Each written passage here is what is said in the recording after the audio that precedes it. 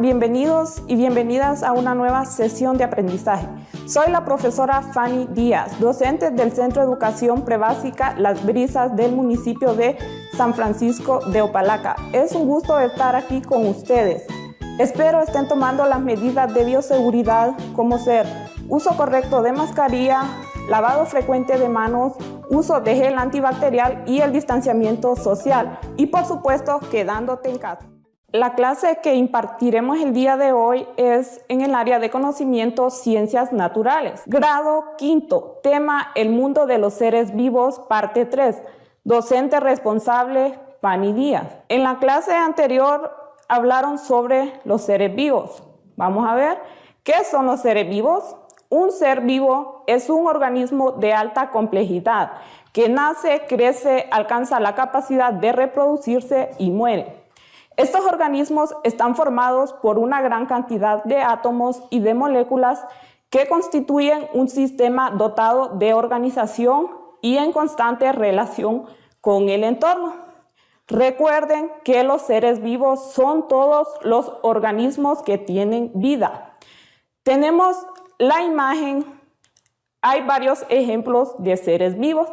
Tenemos personas, animales, plantas. También dentro de los seres vivos tenemos lo que son las bacterias, los hongos, entre otros. Los seres vivos tienen varias características, las cuales son crecimiento, reproducción, metabolismo, irritabilidad, adaptación, movimiento y evolución. Vamos a definir cada una de ellas. ¿Qué es el metabolismo?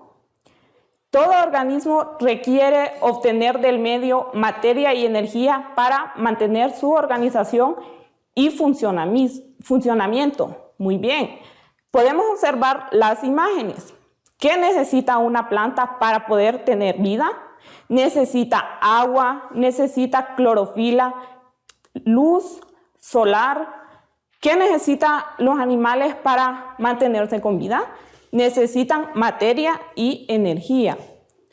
También los seres vivos nos alimentamos para poder suplir a nuestros cuerpos de nutrientes que necesitamos para el proceso del crecimiento, los cuales ingerimos y son digeridos en nuestro estómago.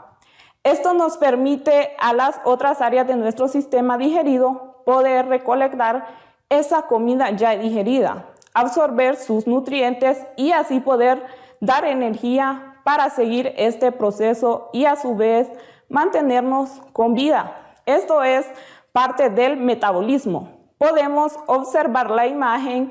Tenemos una persona la cual está alimentándose.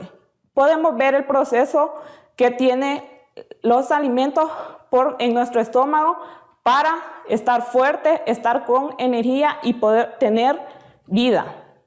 Otra característica muy importante que podemos observar en los seres vivos es la irritabilidad. ¿Qué es la irritabilidad? Es la capacidad de todo ser de reaccionar ante un estímulo, ya sea físico o químico. Dentro de los estímulos físicos están la luz, la temperatura, la presión, entre otros. Diversas sustancias son ejemplos de estímulos químicos. Entonces, ¿qué es irritabilidad? Es todo estímulo a los cuales reaccionan los seres vivos, ya sean las plantas, los animales o los seres humanos. Podemos ver el ejemplo de un erizo. Él está reaccionando a un estímulo, ya sea de frío o de miedo. Existen varios ejemplos de irritabilidad. Les voy a mencionar algunos de ellos. Correr para resguardarse de un peligro. Cuando el corazón de los seres vivos se agita tras una caminata ligera o la realización de ejercicios. Cuando los vegetales modifican la dirección de sus tallos en función de la búsqueda de la luz natural, sombra o agua. La defecación o vómitos tras la ingesta de comida en mal estado. Tenemos el llanto, el miedo. Hay muchos más ejemplos de irritabilidad. Por ejemplo, cuando nos da dolor, cuando nos dan alergias en la piel, cuando nos enojamos, cuando nos alegramos. Todas esas reacciones en nuestro cuerpo son ejemplos de irritabilidad. Vamos a hablar de otra característica muy importante en los seres vivos, del crecimiento. El crecimiento se define al aumento continuo del tamaño en un organismo, consecuencia de la proliferación celular, que conduce al desarrollo de estructuras más especializadas del mismo. Entonces, el crecimiento es el aumento continuo del tamaño de un organismo o de los seres vivos. Podemos observar la imagen, tenemos las etapas de crecimiento de los seres humanos. Este aumento comienza por las propias células, pasando con tejidos hasta llegar a órganos y sistemas. Como consecuencia de la alimentación, al asimilar los nutrientes, los seres vivos se transforman y desarrollan durante toda su vida. ¿Qué necesitan los seres vivos para mantenerse con vida? Necesitan alimentarse, necesitan nutrientes, ¿verdad? Podemos ver los ejemplos en las imágenes, las etapas de crecimiento de los seres vivos. Tenemos un ejemplo de las etapas de crecimiento de los seres humanos, cómo empiezan desde ser un bebé hasta llegar a ser un adulto. Tenemos un ejemplo de un perro. Tenemos un perro desde pequeño hasta un adulto, ¿verdad?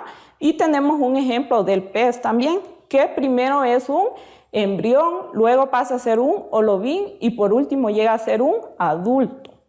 Vamos a hablar de otra característica muy importante de los seres vivos, que la reproducción. ¿Qué es la reproducción? Todos los seres vivos pueden originar o crear nuevos seres con características parecidas a ellos. Entonces, ¿qué es la reproducción?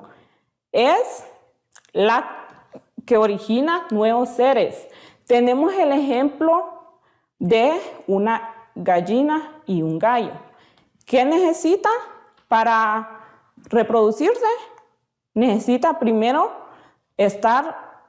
necesita huevos, después nacen los que son los pollitos y por último pasan a ser ya el gallo o gallina. Tenemos el ciclo vital de una mariposa también.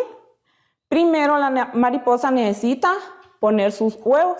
Después del huevo nace lo que es una oruga, después una crisálida o pupa y por último ya crece lo que es la mariposa. La reproducción también es la capacidad del organismo para dar origen a otros de su especie, considerada por algunos como la esencia de la vida. Los organismos se reproducen de dos maneras, principalmente sexual y asexual. Vamos a definir cada una de ellas. ¿Qué es la reproducción asexual? Aquí es donde un único progenitor origina nuevos organismos idénticos a él. Tenemos el ejemplo de una planta. Todo organismo donde solo hay un progenitor se le llama reproducción asexual. ¿Qué es la reproducción sexual?